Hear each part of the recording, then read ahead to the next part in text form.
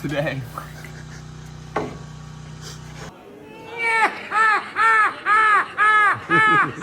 need to make sure I do it right. Like that? Yeah. Okay guys, today we're gonna install a freeze board here. Pretty weird one. Not the way we normally do it, but I'm gonna hold this back a little bit. So we ripped a 1x2, or sorry, a 2x4 down onto a 612 bevel. 412. 412, sorry. 412 bevel, because that's the pitch of this roof right here.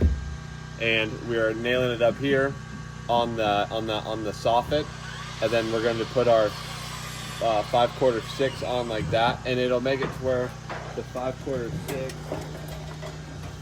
This is a freeze board. 5/4 6 will sit on there just like so. So you're backing up here, then we'll nail it into our studs on the bottom here. And that way it matches the pitch of the roof and the soffit. Yep, because our fascia right here is on the angle of the roof.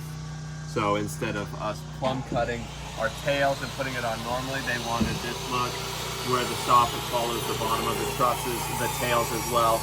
So they wanted this to match the exterior. So that's why we're doing that. So all you have to do is rip a 2x2 or a 2x4 down into a 2x2 with the bevel of your roof. So a 412 bevel, that's an 18.5 degree angle.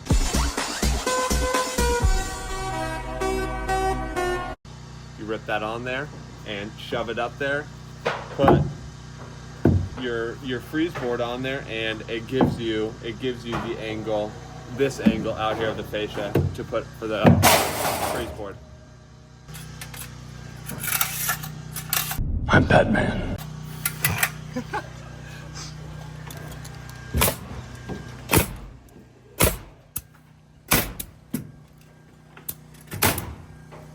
There you are. Now we're going to install that 5/4 6, and I'll show you guys what that looks like. Ow. I done hit my head. Alright, so this dom gets held 7/16 past, right? Yes, sir.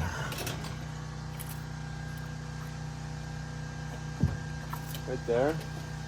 And then, guys, we're just going to nail the top into that 2x2 that we have, making sure that you guys push this up nice and tight to here.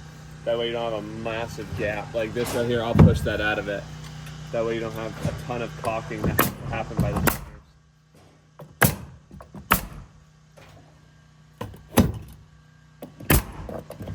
Make sure you nail the bottom part on studs. So on the zip sheathing, we use staples so you can see where every single stud is.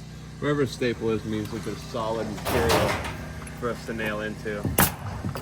That's pretty nice. I like doing I like siding onto zip sheathing as opposed to tie deck. That way we don't have to mark all of our lines up like Lewis showed you guys in one of our other videos that we had to do.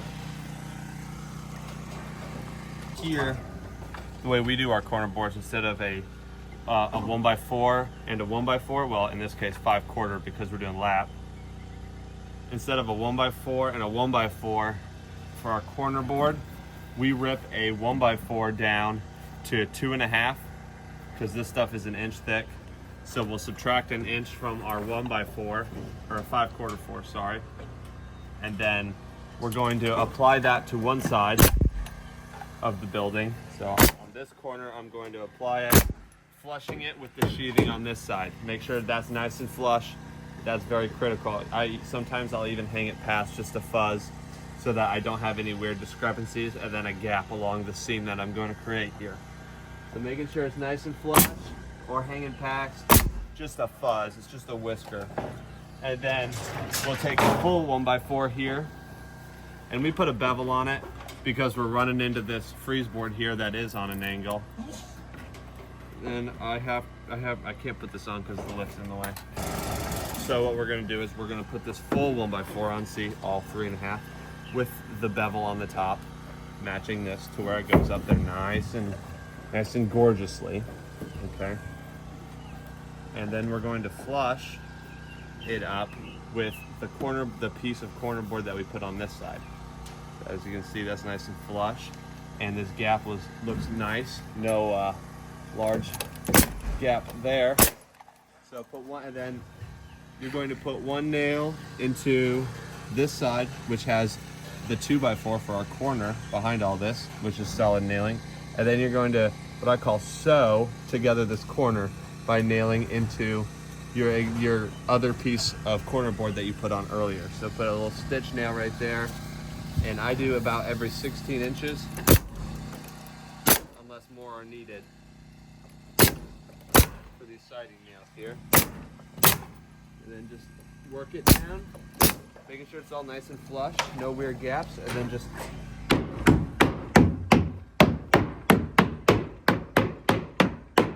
pound any high nails in, and there you go. It's pretty simple.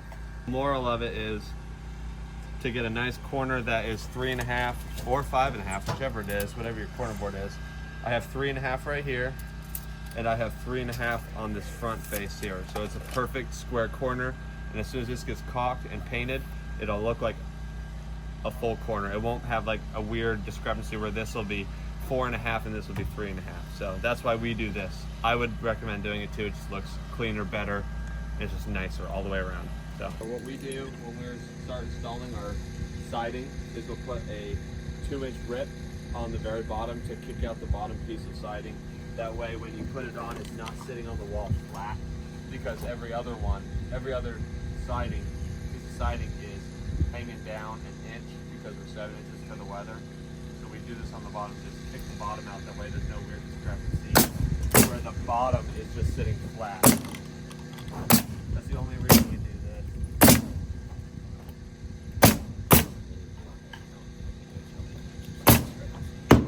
Yeah.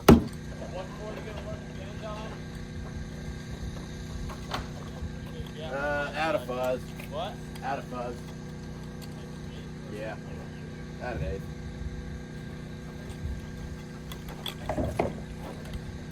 Gap? Oh, yeah. Yeah? Yeah. Which one is dude has become the teacher? Good? Yeah. Your cord, nailing it off on. I will show you.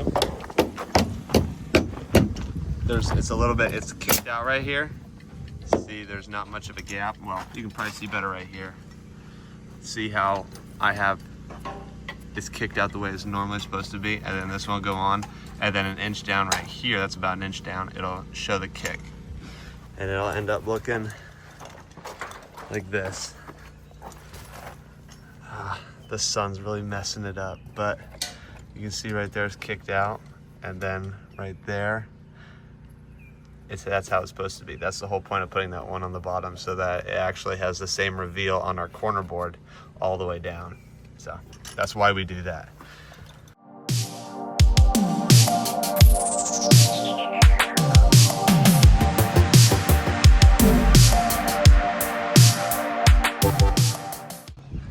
Alright guys, we're going to take a quick break from all of the siding.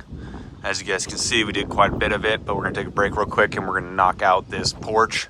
The other day we did the front porch, and today and most likely tomorrow we'll be doing this back porch. It's a lot bigger than the front porch, so it's going to take us longer. Yesterday, the front one took us about 2 days, and so this one might take us a little longer, but the way that they are wrapping these porches is going to be in a cedar type of material. So up here, what we're going to be doing in a second, all this is covered by T&G. Installing the T&G, extremely simple. Start out, we didn't have to put anything back here just because it's there's a piece that's going to be going up and button here. So there's going to be a piece on here and then a piece going up and button in there. So all we did, took our speed square, put it up against it, and then marked the back, and then snapped a line all the way across, and that was where our first piece went. And then now we're just gonna go from there, taking each piece, get it around us, simply just stick it on, just like that. And then we're gonna have a beater block, and we're just gonna beat it in to place where it goes. As you can see, Don just coming down, slowly putting it in. always use a beater block because you never want to beat up this groove because then you're going to screw it up for you, and then it's going to be hard to stick the next piece on. Once we get it tight, we'll take a Senko pin nailer and we'll simply just try to nail. There it is.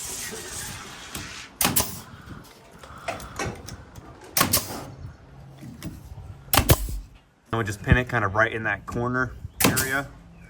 That way it's not in the way of the next piece that's going to be going in. And then that's pretty much it.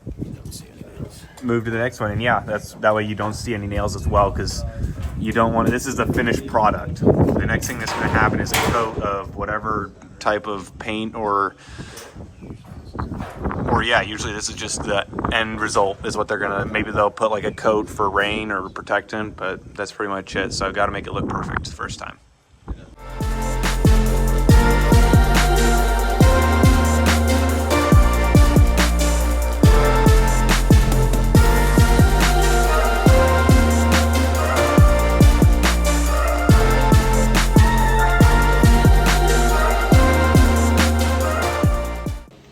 What's up, y'all?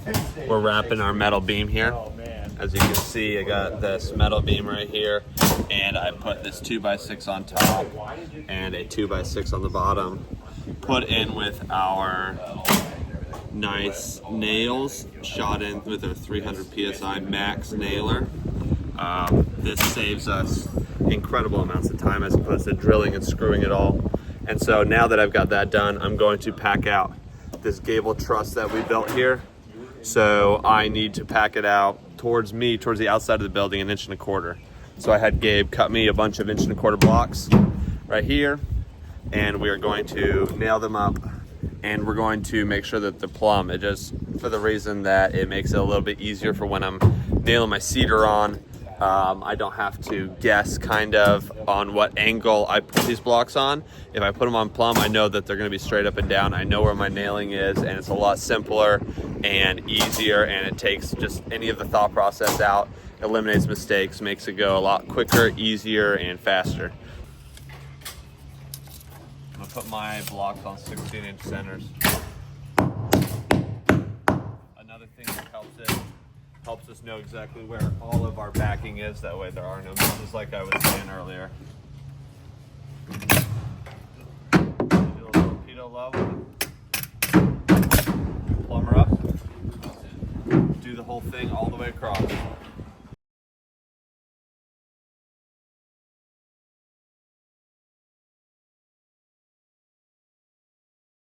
So we finished putting up the blocks all on the outside of here. We also did going down on each side of these LVLs, and the next step was putting on this 1x12 cedar 1x12, and this is just going to be going as high up here as possible. We don't have to do all like super tight. We want it as tight as possible. Like down here it's extremely tight. But there's gonna be like, I think like a 1x2 piece going in there that's cedar as well. But yeah, and that's what we put those blocks for.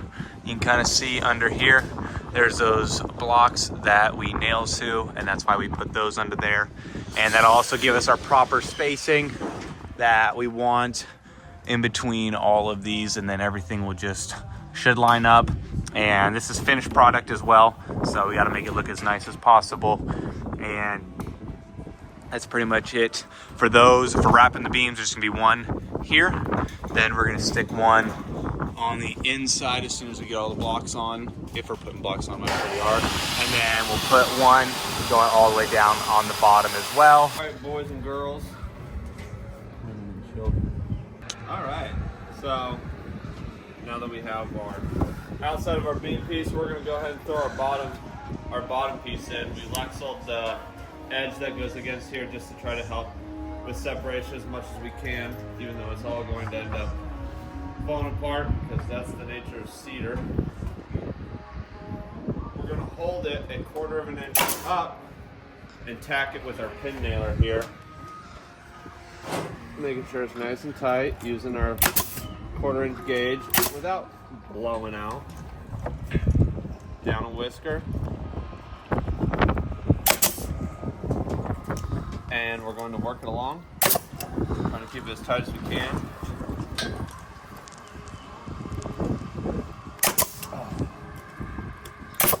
We should not be allowed to shoot anymore. And it's pretty simple. Then we'll come back with some siding nails and screws if we need to, and final fasten all of this in.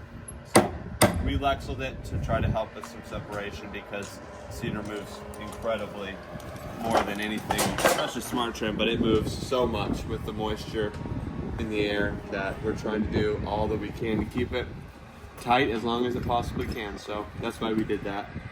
All of the TNG is on and completely done, and we also wrapped all of the beams going all the way around, and that's just 2x12 and then ribs of 2x10 or 2x8 and just ripped in for the bottoms.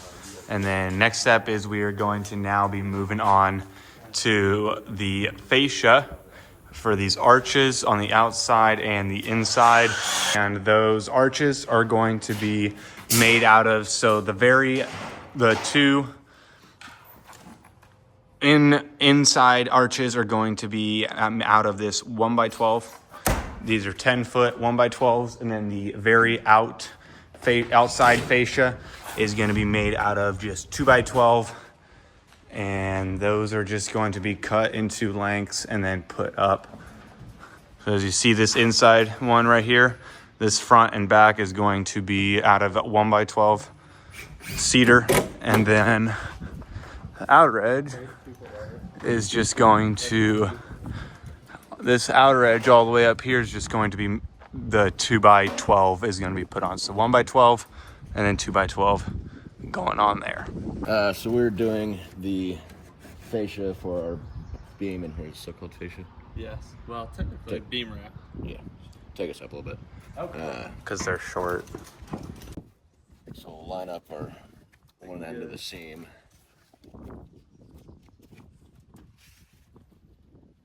There you go. You go up. We're looking at your hairy armpit.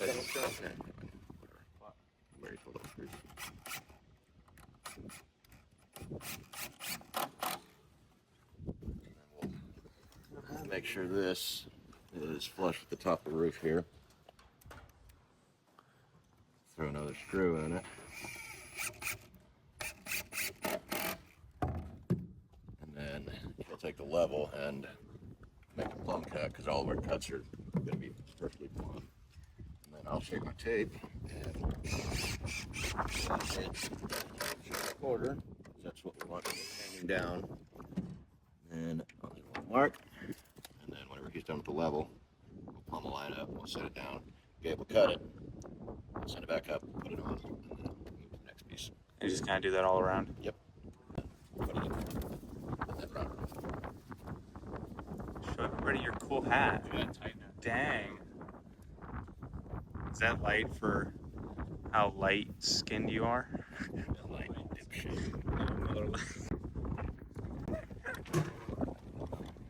I knew that. I thought it was Bud Light though. Thank you. William was, I don't want to be so close to people. It's not Bud Light? Miller Lite. It literally says Miller Lite. Oh, I just saw the light. Isn't that Miller Lite like the water beer? The beer that tastes like water? It's kind of all beer though. Bud Light tastes like this one. Bush. Oh. Get some IPAs.